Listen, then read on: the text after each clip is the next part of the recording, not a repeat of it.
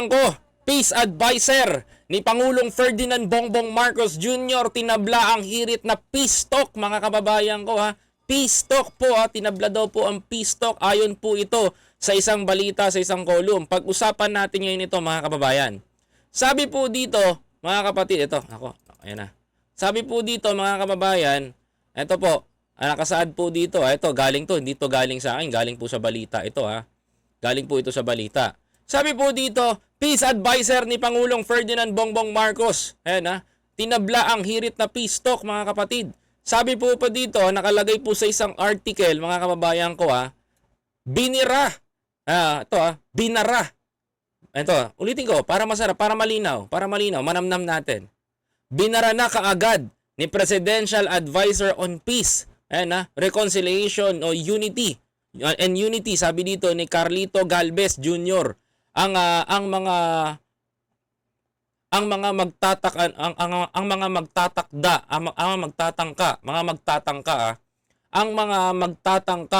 maglatag ng kondisyon kaugnay sa pinopormang peace talk sa pagitan ng gobyerno at mga rebelde. Mga kababayan, mga rebelde ha. Liwanag po ito, hindi po sa ating galing to ha. Sabi po dito, mga kababayan ko, ito pa, dagdag natin, sabi dito, there should be no reconciliation whatever as this can trail pictures and futures decision ayon sa pahayag ni Galvez. Ito ginawa ni Galvez ang reaksyon dahil umano sa pahayag ng iba't ibang grupo kasunod ng anunsyo na magkakaroon ng panibagong pag-uusap ang pamahalaan at ang Communist Party of the Philippines o New People's Army or National Democratic Front of the Philippines of CPP, NPA, NDF. Ayon kay Galvez, madidiskaril lamang ang mga negosasyon kung maglalatag ka agad ng mga kondisyon kahit hindi pa naman nagsisimula ang pag-uusap. Ayan naman pala. Yun naman pala, mga kababayan eh. Kaya naman pala umaalma si Galvez. Sabi pa dito, binigyan diin ni Galvez na nangyari na rin ito sa mga nakaraang negosasyon kung saan mayroon ng mga inilatag na kondisyon bago pa ang formal peace talks, kung kaya nagiging mabigat sa magkabilang panig. O ayan. Okay. I got your point, Secretary Galvez, kung bakit umalma to si Secretary Galvez. Tama nga naman, mga kababayan. Ako kakatigan ko lang to sinabi niya. Gusto ko yung sinabi niya dito. Hindi mo kailangan na magbigay kagad ng kondisyon hindi pa naman nauumpisahan pala yung pag-uusap, 'di ba? Kasi pag nagbigay kayo the last time na ginawa nyo kay PRRD, 'di ba? The last time binigay nyo kay PRRD, nagkaroon ng peace talk sa mga rebelde. Tama ba ako? Nagkaroon ng peace talk sa mga rebelde, nagkaroon ng pag-uusap, kaugnayan doon at ginanap yun sa Dahig, sa Netherlands, mga kababayan ko. At nagkaroon ng magandang ugnayan ulit itong mga rebeldeng grupo at itong mga tao ni Joma. Suddenly, mga kababayan ko, ang nangyari, ito palang mga peace process, mga kababayan ko, yung mga peace na humarap doon sa mga rebelding grupo para magkaayos ang dalawang panig, hindi nagkasundo-sundo. Yung pala, mga kababayan ko, based doon sa kanilang mga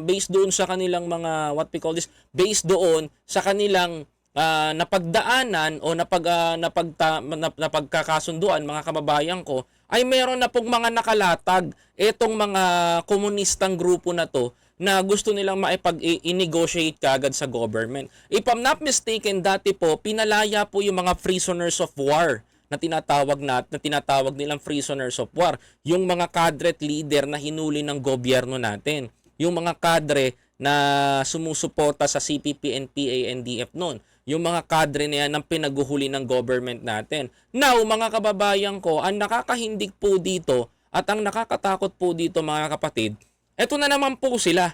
Naghahanda na naman po sila ng gagamitin nilang mga kondisyon na ilalatag nila, nagawa na nila. Para patas po, ito po, nakikinig po ngayon yung sambayan ng Pilipino. Ang boto ng ating mga mamamayan, mga kapatid, ang boto po ng ating mga mamamayan ay ito po, mga kababayan. Kung magkaroon po ng peace process o magkaroon tayo ng pag-uusap, pumapayag po ang mga mamamayang Pilipino because we are 70%, mga kababayan ko. 70% ng Pilipino ay gustong magkaroon ng peace process, magkaroon ng peace talk sa pagitan ng Communist Party of the Philippines. At 30% naman ang no, mga kababayan ko. Now, mga kapatid, ako kung nakikinig po kayo sa akin, yung mga kababayan nating mga makakaliwang grupo. Ito po gusto ko sabihin sa inyo ha. Ang gusto po kasi noon ninyo ay mapansin kayo ng gobyerno. Tama ako, mga kababayan? Mapansin kayo ng gobyerno ha. Makinig kayo ha. Mapansin kayo ng gobyerno. Now, napapansin na kayo ng government.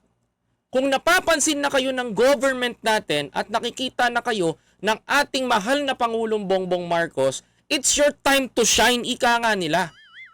Kasi unang-una sa lahat, kung nabigo kayo kay Pangulong Duterte na magawa yung inyong mga panawagan kay Pangulong Bongbong Marcos na niyuyurakan nyo yung pangalan, na sinisira nyo yung pangalan, na sinasabihan yung diktador, magnanakaw, eto po, pinakikinggan po kayo ha. Ito po lang ang payo ko bilang isang ordinaryong Pilipino. At gusto kong sabihin sa inyo, makinig kayo sa akin. Huwag niyong unahan ang gobyerno. Sabay kayong gumawa ng peace process at kasunduan. Ganun dapat. Kasi hindi kayo magkakaayos kung meron na kayong nakalatag at magiging conflict sa gobyerno. Paano pag sinabi doon ng government natin na magbaba kayo ng armas? Magbababa ba kayo ng armas? Hindi, gawa na yung inyong organized na at handang-handa na yung inyong mga kasunduan. Kaya hindi kayo nagkakasundo ng government kasi ang feeling ninyo mataas kayo, ito ang gobyerno, mga kababayan ko. Kapag nagkaroon ng peace talk sa pagitan ninyo, ang ibig sabihin lang nito, mga kapatid, papailalim kayo sa gobyerno. Papasakop kayo, mga kababayan. Papasakop kayo sa government para maintindihan kayo. Yung sinasabi dito ni God Bless na inalmahan niya po, mga kababayan ko, bakit? Gawa na po kasi yung kasunduan para sa kanila. Meron na silang mga demands. Pag gumawa ka ng demand, pag nagpi-peace talk kayo, gumawa kayo ng peace talk, doon nyo gagawin harapan. Mga kapatid, harapan. Para walang bias. Kaya naintindihan ko si Secretary Galvez dito eh. Bakit, mga kababayan ko, paano niya tinabla yung hirit? Kasi hindi pa nag-uumpisa, may mga terms and condition na kayo. Of course, number 1 na condition nyo ulit dyan, palayain yung mga prisoners of war. Tama? Bigyan kayo ng karapatang kabuhayan. Kayang ibigay ng gobyerno yan, mga kababayan ko. At kung hingi kayo ng parang katulad ng BARM o malaya kayo makapagsalita sa Pilipinas, hindi kayo pinipigilan, nakakapag-rally yung mga topa nyo. Pero, mga kababayan ko, kung hihilingin nyo rin siguro na iuwi si Joma dito sa Pilipinas at mailibing sa libingan ng mga Pilipino, mga kababayan, wala naman din sigurong problema yon, mga kapatid. Hindi naman siguro magiging masama yon, mga kababayan ko.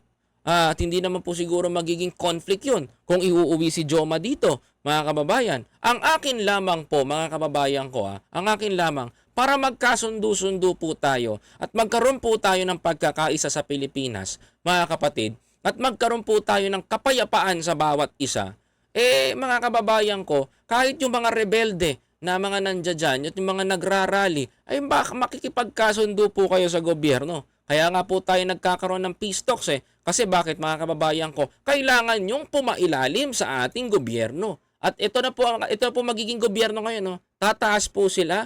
Ito po ang mga rebelde, ito po ang mga komunista, ito po ang mga aktivista. Susunod po tayo sa government. At kung ang hindi nyo namang gusto ang ginagawa ng ating gobyerno, malaya po kayong makapag-rally sa mga kali at isigaw ang inyong mga hinanaing. Hindi po kayo pinagbabawalan. Okay?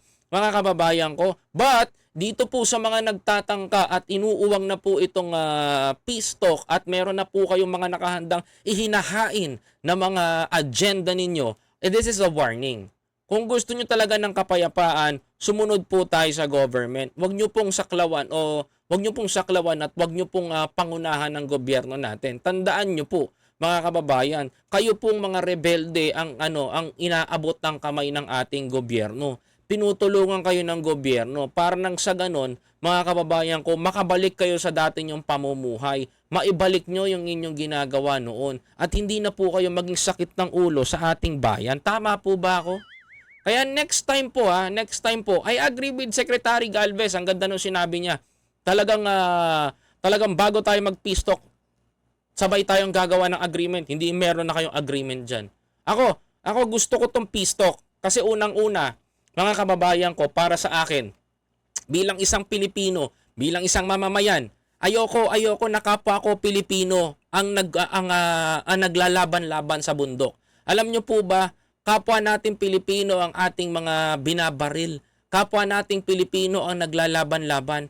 Mas kumpara sa akin itong mga to, kung darating ang panahon itong mga guerrilla na to na nasa taas ng kabundukan ay makakalaban ng mga in-check sa pagdating ng panahon, papalakpakan ko yung mga yan kasi nakakatulong sa bayan. Pero mga kababayan ko, kung yung mga yan ay kapwa rin nating Pilipino ang kanilang babakbakan, nakakaawa po mga kababayan ko kasi kapwa nating Pilipino ang siyang nagbabawian ng mga buhay, mga kababayan. Gamitin natin ang armas natin sa ating kalaban pero hindi sa kapwa nating Pilipino.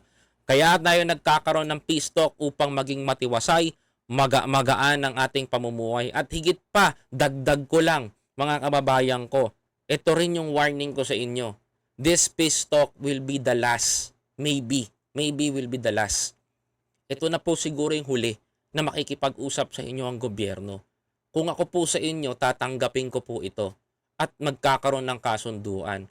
Ayokong dumating yung araw, mga kababayan ko, pag napuno ang government natin sa mga to, mga kapatid, uubusin po kayo ng mga yan.